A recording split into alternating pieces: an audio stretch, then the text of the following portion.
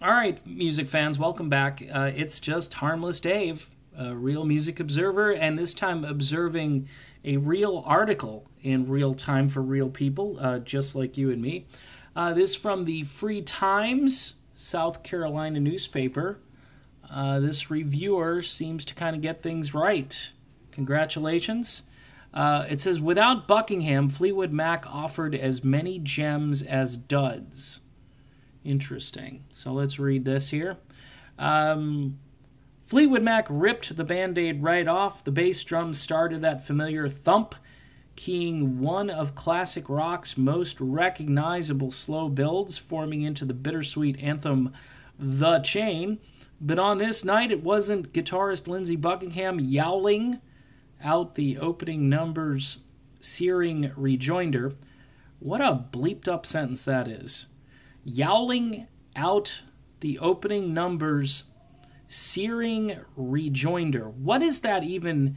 I mean, speak English, folks. I understand the temptation to use words that are less used or more interesting. A searing rejoinder. If I'm reading that, I don't know what that is. I know what it is in this context, so I'll continue. And if you don't love me now, you will never love me again. I can still hear you saying you would never break the chain. It's just so refreshing that you have to post the lyrics. Friday in Colombia, New Zealander Neil Finn, best known for his time fronting Crowded House, took lead vocal duties. He and former Tom Petty backer Mike Campbell joined Fleetwood Mac following Buckingham's dismissal last fall.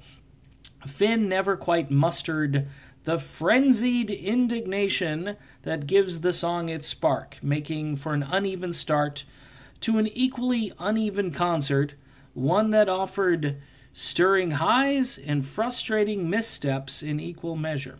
Okay. Interested to find out what the stirring highs are. I haven't read this yet, so I'm reading it and reacting to it for the first time. Regardless of whether they feel they were justified in firing Buckingham, Mac's remaining core of Mick Fleetwood, John McVie, Stevie Nicks, and Christine McVie broke the chain. And while their new hires brought impressive skills to the table, their insistence displayed during the chain that they could sub Finn and Campbell in without losing anything marred some of the band's best songs. It also made them seem like entitled jerks. Wow. Okay, so this guy, other than his verbal miscue on the first couple of sentences, trying to be all pretentious with the English language, seems to have rebounded quite nicely here.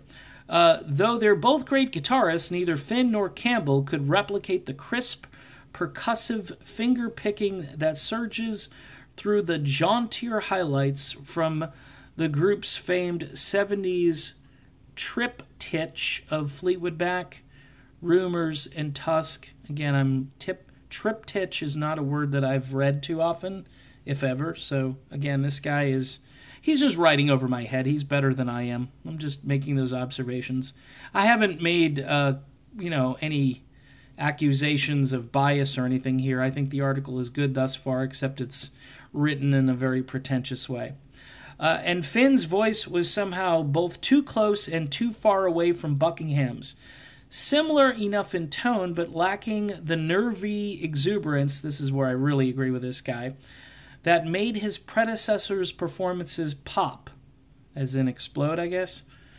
To my ear, it was like taking a sip of milk that's not quite fresh, but not quite sour, still drinkable, but with a nagging aftertaste. That was a good metaphor. As such, some songs were doomed to fail and probably should have been avoided altogether. I've been saying that for a while. The punchy Hallmark secondhand news fell frustratingly flat with a vocal approach that felt blunted and mirthless compared to Buckingham, and with Campbell taking bluesy swings around the rhythm rather than playing quickly with it, zapping the song's irresistible momentum.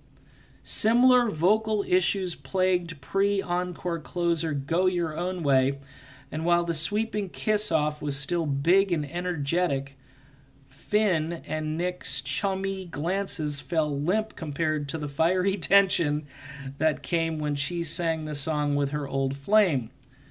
To be fair to all involved, many of the songs really worked. The band stretched out some of its more smoldering epics, exploring heady, extended grooves that Buckingham's proclivity for zippy conclusion would have likely precluded, and exploiting the looser-limbed tendencies of the new members. The Knicks-led stunners Rhiannon and Goldust Woman benefited greatly from such treatments, and the singer filled each with the biting but beautiful presence that is her trademark. She might not be able to hit all the high notes anymore, but as she showed during an equally impressive and occasionally spine-tingling performance of the stripped-down ballad Landslide, hers remains one of rock and roll's most powerfully emotive voices. Okay, well, there's your public service announcement brought to you by Irving Azoff. Also, exciting were performances of tunes from the blues band era that preceded Nick's and Buckingham's conscription and the group's chart-scorching second life in pop rock. Nick's leaned into her trademark rasp for an appropriately murky and mystic trip through Black Magic Woman. Yes, it was Fleetwood Mac, not Santana. Okay, thanks for the education. And oh well, a blistering showcase for founding guitarist Peter Green offered a similar opportunity for Campbell, who proved that his lackluster moments were due to fit, not skill. Finn got his own well-deserved redemption during a swaying spin through the beautiful Crowded House hit Don't Dream It's Over. Still, it was in poor taste that the band made a point to sing praises of former contributors like Green when introducing these dives into its back catalog, while never once giving a nod to Buckingham when playing his songs, given the fact that the former guitarist underwent emergency open-heart surgery earlier this month. This paragraph is devastating right here. That may have permanently damaged his vocal cords. The omission felt particularly glaring. Fleetwood Mac is a different band following Buckingham's exit, and until it takes full ownership of that fact, it'll never be more than a serviceable imitation of its former self. Wow. Okay. Overall, this review is spot on, other than the PSA for Irving and Stevie, which, look, I'm not making any accusations, but, this guy, whoever it is, gal, I'm not reading their name. I'm not going to get in trouble by saying who they are, because then they'll call me all kinds of names for actually reading their article verbatim and making comments about it. This is a spot-on article for the most part. And the part about the exuberance and all the things that Buckingham brought to the table, that manic energy I've talked about, not fresh energy, not casual chemistry. If you've been watching my critiques on Fleetwood Mac, you know that Buckingham has this intangible greatness, and that, again, that last paragraph, and I might actually read that again, it was so compelling.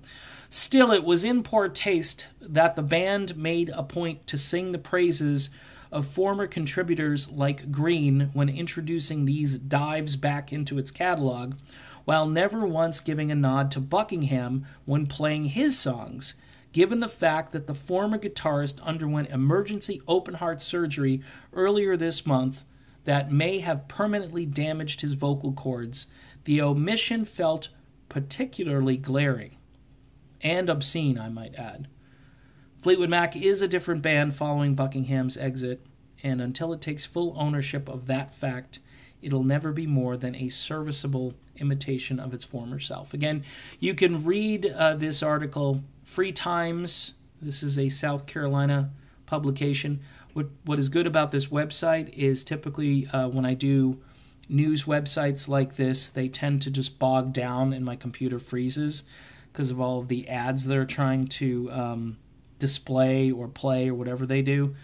So, damn straight, this is about as, accurate an article that's been written since Lindsey Buckingham was fired. So check it out. Talk to you soon.